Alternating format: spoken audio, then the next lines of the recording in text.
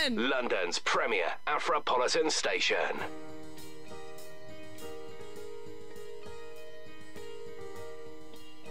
15 minutes past 8 o'clock ABN. Today is a special Easter Monday breakfast show with moi, Akosa, Dwomo-Fokuo, and I did promise you that I have an incredible guest today. I have the beautiful Natasha Ferguson, editor-in-chief of the To Be Real magazine. Good morning, Natasha. Good morning, my lovely. How are you? I'm really good. Thank you so much for getting out of bed on this Easter Monday bank holiday. What could you have been doing today? What would I have been doing? Work on the magazine. Yes. So it's really nice to actually be called out and have Yeah. a chat with you. So Yeah. I'm actually looking forward to it. Oh, that's great. Do you know something? I want to learn more about you because, like I was saying to you earlier on, your magazine is one of a kind in the UK. We've got lots of such magazines in America. Like you've got, Gospel Pundit and The Gospel Truth and so many others. So, gospel consumers know where to go to for up-to-date gospel information. But in the UK, we don't really have many of such resources. And when I came across yours, I was like, oh my goodness. I think I first thought it was an American brand. Really? Until I saw the UK number, and I was like, this is a UK brand. So tell us, how did you get started? The vision? I mean, just give us the whole scoop. Thank you so much for your compliments. Okay, so TBRO was birthed January 2014. Okay.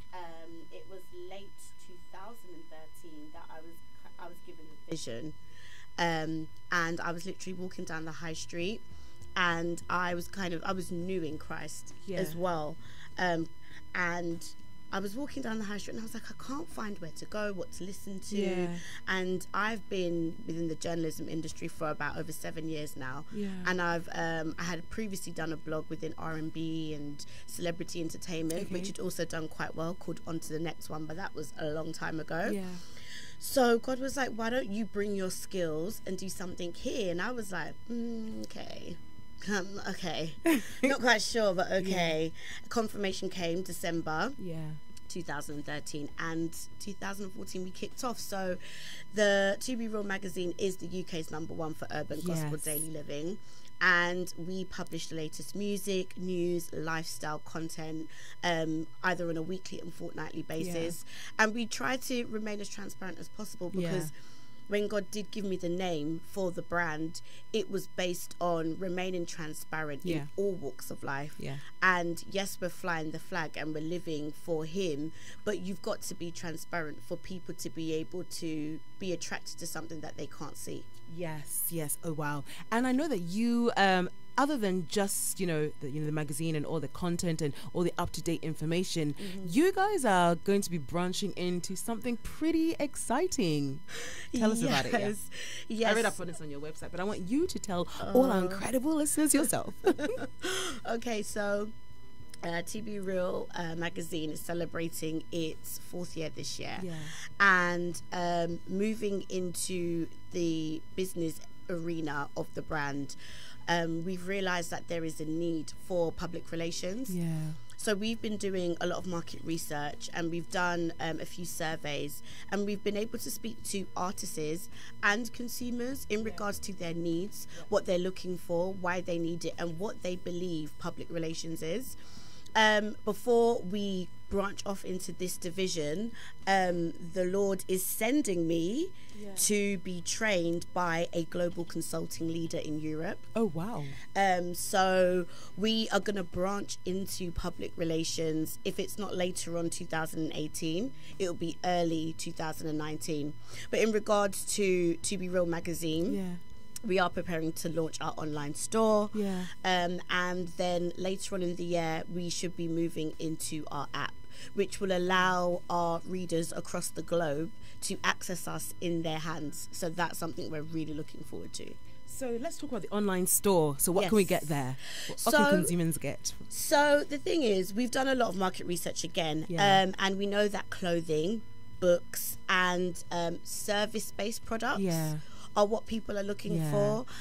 So we are going to provide a shop that allows people to be able to access consulting needs, books, clothing is something that we are looking into. We just want to make sure that it's going to be feasible moving on in terms of quality and reputation for us and the brands and vendors that we're choosing to work with. So we're doing a lot of testing at the moment. And we just want to make sure that whatever we're going to bring to our readers, that it is of the quality that they know that they would receive from us. So the online store, would consumers be able to get gospel music as well, like CDs and things, or is it just...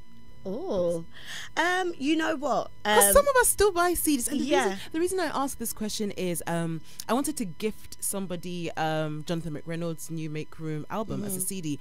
And Amazon had sold out, and I had to wait 3 whole weeks to get it. And I thought that was pretty ridiculous. Yeah. Because some of us still want the hard copies. Very true, very true. You know what? It's a brilliant idea. I think in regards to CD sales in the UK, because we're living in a technological age, everything has moved to streaming, which is now dominating. That's not to say if we was to do our research, we would probably find it may be the maturer demographic that would appreciate CD and hard copies. Okay, you just told my age just there, Natasha. You just told my age. Not necessarily. It's good that you still want that, you know, but we want to make sure that it's going to be viable for you, and it's viable for everybody else. Of course. Let me do my research, and I'll get back to you. And if anything, I'll make sure that you get customized deliveries from us. I want to talk about, you know, the public relations that you're going to be launching into, because in the UK I tend to find that public relations for gospel artists, it seems as though it's now kicking off, and a lot of gospel artists haven't quite recognized what, you know, benefit a PR agent would be to them, and it's as though there needs to be an education with regards to public relations. What did you find in your research? Very true. So I have recently just come off a 10-week training program in public relations and corporate communications, and what the main one-liner I would leave is that public relations is creating a media awareness about your product, your brand, or your service. There are many stakeholders that your one message needs to go to and needs to be developed in a new style for them to understand. So if you are a brand, ABN, your stakeholders would probably be your investors. Your message would need to be different when you're speaking and engaging with them. Your other stakeholders are your media, fellow media out there that understand who you are, but you would need to make sure you have a message that reaches them, that they understand. Your other stakeholders are your consumers. You know, there's the community interest groups. There's so many different stakeholders that you need to make sure understand your brand, understand your service, and understand your product in a message that makes sense to them. And for me, one of the things that God always does before he puts me into an arena, he always trains me on ground that I go up and beyond what I thought I was going to do. So our public relations sector is not just going to focus solely on music. There are other people like yourselves that if ABN needed to have someone PR a launch of what they've got coming up, if you needed a service that we could provide, we want to make sure that we have the contacts that would be able to get you across to a particularly new audience that would bring in a traffic stream to you. So that is the reason why I believe training and education is imperative, because if we're going to do things in the spirit of excellence, then we've got to do it properly.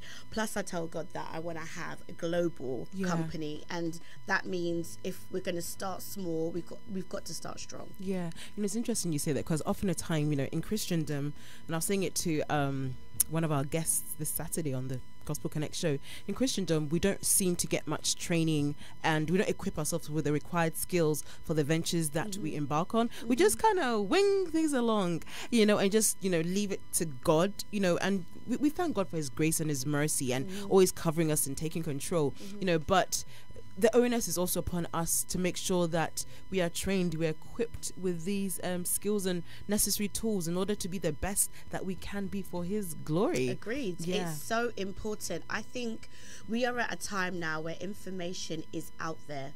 If it's up to you to choose, I mean, at the end of the day, in every Bible story you look at, you see the miracle, but you forget that before the miracle came, or before the buildings came, God gave specific instructions. There were skilled laborers to to complete the tasks. Yes.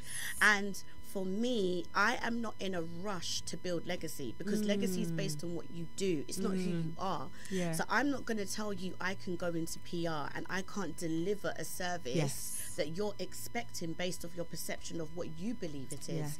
So I think it's so important to invest in yourselves and invest in your brand, invest in your companies. If it means you take time to research, do your research. I mean, there is no rush to this, and that is something that we're very confident in. We're not rushing to get a brand out there that we can't deliver, because where does that leave us? I love that. Well, this is the ABN Easter Monday Breakfast Show, and I'm here with Natasha Ferguson. We're going to take a quick commercial break. When we come back, more Natasha Ferguson.